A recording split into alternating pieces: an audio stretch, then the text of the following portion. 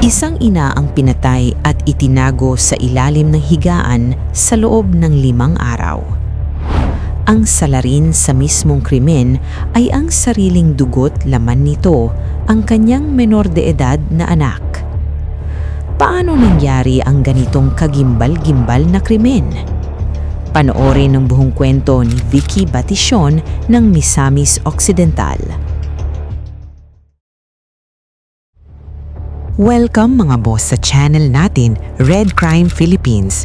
Dito ating sinasalaysay ang mga krimen na hango sa tunay na mga pangyayari. Kung gusto mo ang ganitong mga kwento ay mag-like, subscribe at i-click ang notification bell para wala kayong ma-miss na mga videos natin. Ang buhay ni Vicky ay maituturing na isang tahimik ngunit matatag na kwento ng pagiging isang mabuting ina at mapagmahal na babae. Nagsimula ang kanyang paglalakbay nang makilala niya ang isang binatang tatawagin nating Alfredo na kalaunan ay naging kanyang asawa.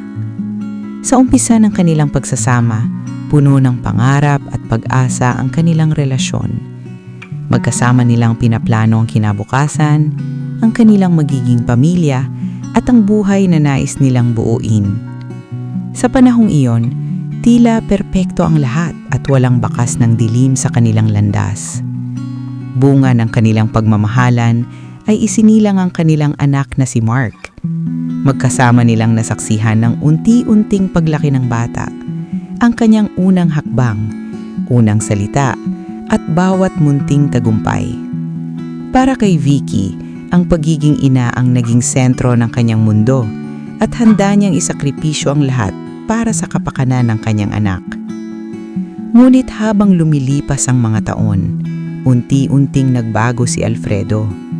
Madalas na silang nag-aaway at kadalasan ay dahil sa problema sa pera. Ang dating tahimik na tahanan ay napalitan ng sigawan at sama ng loob. Dumating ang panahong hindi na kinaya ni Vicky ang ugali ng kanyang asawa. Sa kabila ng sakit at panghihinayang, napilitan siyang wakasan ang kanilang relasyon.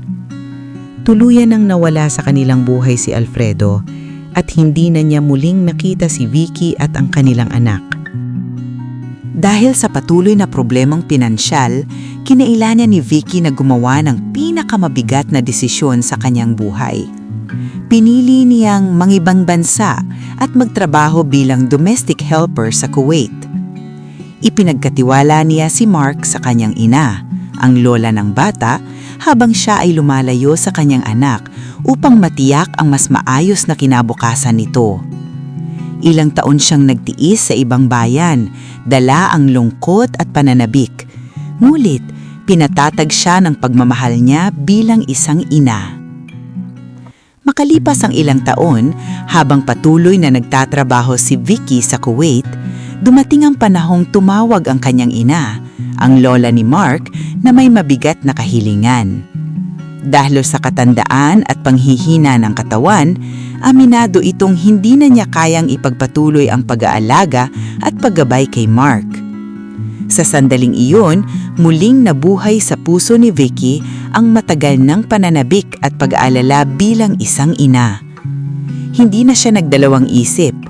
Napagpasyahan niyang umuwi na sa Pilipinas at personal na alagaan ng kanyang anak. Pagbalik ni Vicky, pinili niyang ituon ang buong oras at lakas kay Mark. Nais niyang bawiin ang mga panahong sila'y nagkahiwalay at buuin muli ang ugnayang matagal na naputol. Ngunit habang lumilipas ang mga buwan, napansin niyang malaki na ang ipinagbago ng kanyang anak. Si Mark ay mas madalas nasa labas, kasama ang mga kaibigan, at bihirang makipag-usap o maglaan ng oras sa kanya bilang ina.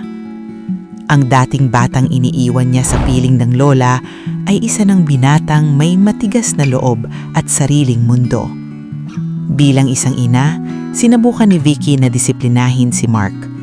Madalas niya itong pagsabihan dahil sa kanyang ugali at kawalan ng respeto. Ngunit sa halip na umunawa, sumasagot at lumalaban si Mark. Sa bawat pagtatalo, ibinubuhos niya ang matagal ng kinikimkim na galit. Paulit-ulit niyang binibigyang diin na maraming taon ang lumipas na wala si Vicky sa kanyang tabi. Wala siyang ina na gumabay sa kanya sa araw-araw. Puno ng hinahanakit si Mark sa kalagayan ng kanilang pamilya. Wala siyang ama na masasandalan at ang ina na inaasahan niyang laging nariyan ay piniling mangibang bansa at iwan siya. Para kay Mark, ang pag-alis ni Vicky ay hindi lamang sakripisyo, kundi isang pagkawala na nag-iwan ng sugat sa kanyang puso. Sa pagitan ng isang inang gustong bumawi at isang anak na puno ng galit at tanong, unti-unting lumalalim ang bangin ng hindi pagkakaunawaan sa kanilang tahanan. Dahil sa patuloy na tensyon sa kanilang relasyon bilang mag-ina, lalong naging mabigat ang loob ni Vicky. Sa mga gabing tahimik na ang bahay, palihim siyang umiiyak at nagdarasal. Umaasang darating ang araw na mauunawaan ni Mark ang lahat. Isang gabi, buong tapang niyang hinarap ang kanyang anak. Luha ang nakiusap, nagmakaawa at ipinaliwanag na lahat ng kanyang sakripisyo ay ginawa para sa kinabukasan ni Mark. Ang pag-alis niya, ang pagod sa ibang bansa at ang mga panahong mag-isa siyang natutulog, lahat ng iyon ay para lamang mabigyan ng mas maayos na buhay ang kanyang anak. Ngunit nananatiling sarado ang puso ni Mark. Nababalot ng galit ang kanyang isipan. Galit sa ama na iniwan sila at galit sa ina na sa kanyang paningin ay piniling lumayo sa halip na manatili sa kanyang tabi. Hindi niya makita ang sakripisyo sa likod ng bawat desisyon ni Vicky. Ang nakikita lamang niya ay ang kawalan. Ang mga panahong hinahanap niya ang yakap ng isang ina, ngunit wala ito. Hanggang sa dumating ang isang araw na tuluyan ng pumutok ang matagal na kinikimkim na galit at sama ng loob. Isang trahedyang hindi kailanman inakala ng sinuman ang naganap. Isang krimeng hindi mapapatawad at hindi na maibabalik pa ang nakaraan. Isang pangyayaring tuluyang sumira sa ugnayan ng mag-ina at nag-iwan ng sugat na mananatili sa alaala ng lahat. August 15, 2025, bandang alas 6 ng hapon sa Barangay Northern Poblacion, Plaridel, Misamis Occidental. Umuwi si Mark sa bahay nila nang nakainom at humihingi ng pagkain na masarap kasi nagrereklamo ito na hindi masarap ang kinain nila ng umagahan at tanghalian. Ngunit dahil masama ang loob ng ina dahil sa pag-aaway nila kamakailan lang, ay sinabi ng ina na kainin kung ano ang meron dyan sa hapag-kainan dahil hindi tayo mayaman na maibigay agad sa iyo ang masasarap na pagkain at hindi ka hari ng palasyo para mag-demand ng kung anong pagkain.